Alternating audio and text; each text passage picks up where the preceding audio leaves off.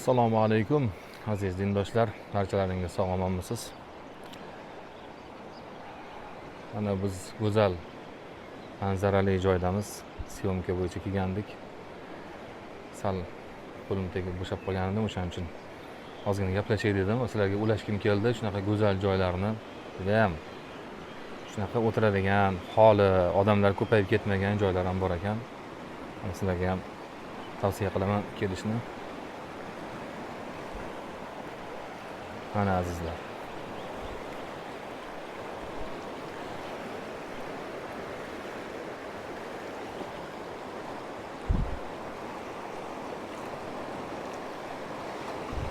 Suhbatimizni tinchroq joyda davom ettirishni istadim. Xullas kalom, bugungi mavzuyimiz vaqtdan unumli foydalanib olgan yaxshi. Ba'zi bir negativchilar haqida bo'ladi. Biz ularga bir narsani isbotlab bermoqchi emasmiz. Birinchidan, aynan shu negativchilar haqida gap ketadigan bo'lsa, bular juda ham pastlikka qulagan kimsalar. Sababi boshqacha qilib aytganda, sizga qul bo'laman degan ma'noni anglatadi ularning harakatlari. Men bir fosiq, gunohkor bandaman-da. O'sha negativchilarga o'xshab, balki undan ham yomonroqdirman. O'shalar menga qul bo'lmoqchi bo'ladi. Men hech qachon qabul qilmayman, chunki men bandaman. Nimaga bunday deyapman? Bu gapni oldin ham aytganman. Ular Allohdan qo'rqishmaydi. Ya'ni Alloh ko'rib turibdi demasdan har xil gaplarni yozishadi. Allohdan qo'rqishmaydi-da, lekin mendan qo'rqishadi-da bular. Nimaga bunaqa ekan, shuni tushuna olmayman. Mendan juda ham qo'rqishadi. Ya'ni kim ekanligini ayta olmaydi. Yana erkakcha, o'g'il bolacha ismlar yozib qo'yishadi. Ha, o'g'il bola bo'ladigan bo'lsang, men falonchiman desang bo'lmaydimi degan odam yo'q. Mana menga yozyapsan, Zahiriddin Mansur deb. Boshqa odam kelib chiqmayapti bu yerda. Nima uchun qo'rqasan? Ya'ni o'zing qanaqadir nomlarni ortiga berkinib olib, hatto bitta o'zingga o'xshagan bitta gunohkor bandadan qo'rqasan, u sen oldi qochdi balandparvoz gaplaring nima u? O'sha nima u degan savolga javob beraman. Men uchun bitta tuprikdan past narsalar. Tupugidan past narsalardir. O'sha negativchilar ham ularni gaplari. O'shaning uchun ular uchun men nimani isbotlab berish maqsadim yo'q. Bu narsani o'zim uchun haqorat deb bilaman. O'shalar uchun bir narsa isbotlaydigan bo'lsa. Men aytmoqchi bo'lgan narsa shuki, odamlarda ba'zi yaxshi insonlarda ham shu fikr bo'lib qolishi mumkin ekan.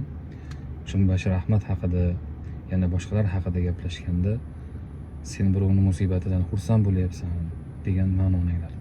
Unday emas. Alloh guvoh, unday emas. Men hech qachon birovning musibatidan xursand bo'lmayman. Men nimani xohlayman? Men o'sha Bashir Ahmad haqiqatdan halol bo'lsa, to'g'ri bo'lsa, adashmagan bo'lsa, adashtirmagan bo'lsa, fitnachi bo'lmasa va bu narsani bo'lmasa emas, mana shu narsani isbotlab bera olsa, tili bilan emas, harakati, guvohlari, dalili bilan isbotlab bersa, bu inson qutulishini, najot topishini xohlayman. Qiynalishini xohlamayman. Lekin aksi bo'lsa-chi, fitnachi bo'lsa, musulmon to'nini yopib olgan bo'lsa, odamlarni o'zini maqsadlari yo'lida aldab yurgan bo'lsa, alhamdulillah bizning millatimiz juda ham bir ulug' millat, buyuk millatki, din haqida gapiradigan bo'lsang, yaxshi ko'rishadi, eshitishadi, dindorlarni eshitishadi, hurmat qilishadi. Demak, ana shu narsadan foydalanib, mana shu dindorlik, ahli ilmlik degan narsani, mansabmi, nima deymiz endi buni? Mana shu narsani suiiste'mol qilgan bo'lsa va xalqni soddaligidan foydalanib, demak, men davlatni so'ksam yo shunga qarshi tursam yo negativ bildirsam, tanqid qilsam, shunda keyin xalq men bilan birga bo'lar ekan deb.